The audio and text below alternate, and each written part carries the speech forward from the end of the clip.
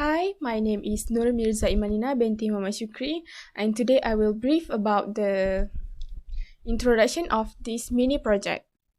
This programming system is mainly about hotel reservation systems. Specifically, this system is for our Sentosa hotel, where the counter officer use it at the lobby for the reservation details.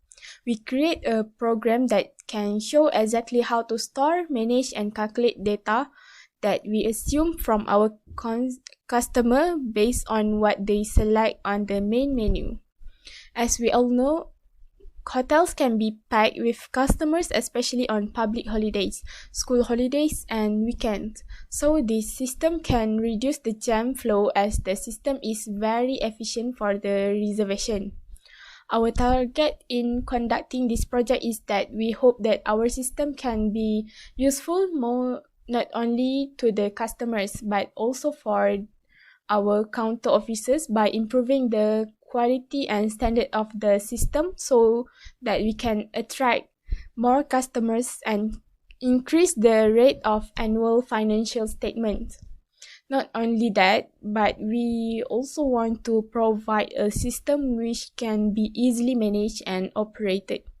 There are three types of rooms that can be booked by the customers, and we also provide breakfast, pool, extra mattress for the customers with additional charges. Discount price will be given to the members and no discount to the regular customer. Okay, now I will demonstrate how to use this system.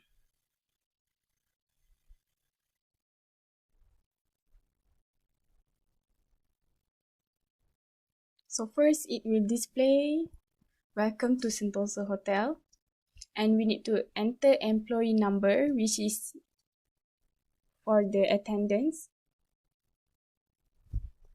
Enter case name, for example, my name, and IC number. Then just contact number.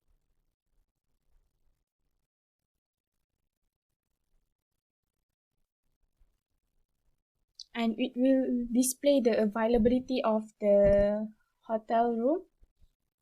And there is three type of hotel, which is bronze, silver, and gold. So I will choose silver, and we need to enter duration. We need to choose whether member or regular. So I choose member.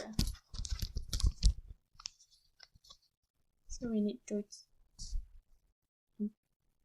put the total.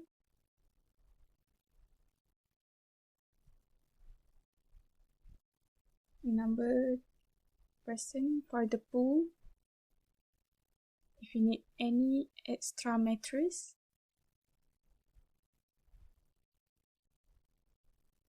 So it will display the receipt of the customers.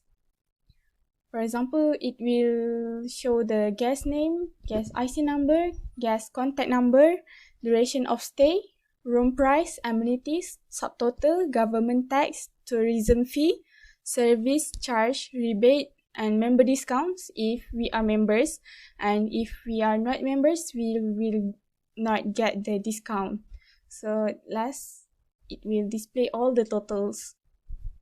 That's all from me. Assalamualaikum warahmatullahi wabarakatuh. My name is Afif Lukman bin Ainul Salni, and I'll be explaining about the source code of the program. For the startup page, we display our hotel name as well as a welcome note. Welcome to Hotel Sentosa, and we use /n and /t to bring all these numbers towards the middle of the page to make it nicer to look at. And after that, we declared all the variables that we're going to be using in this program. For the numbers, we use double for some and integers for some. This is because for the variables that we put double, we anticipate that we need more space for the numbers since it's quite long sometimes. For the characters, most of them only use char, but for the names, we made it into an array so that we can fit a lot more characters for the guest's name. We also use float to where percentages are involved because we expect there's going to be a few cents involved and we don't want to round it off. And we also use an array for the available rooms to set how many rooms are available for booking. In this case, it's 5 for bronze rooms, 3 for silver rooms, and 1 for gold rooms. We move on to the input of the variables.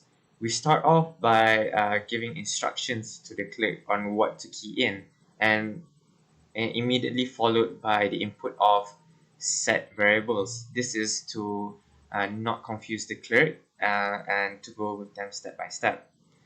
And during the variable for the room type, we also display the availability of the rooms. That's why we put availability here and also the array on the side.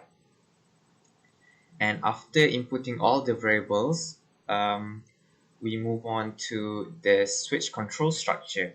If the guest typed in B for the bronze room, it would set the rate for the rooms and then would decrease the value of the available rooms.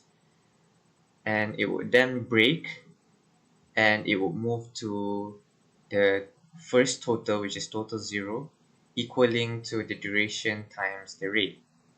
If for some reason the clerk mistyped during the room selection, it would just default to a rate of 0.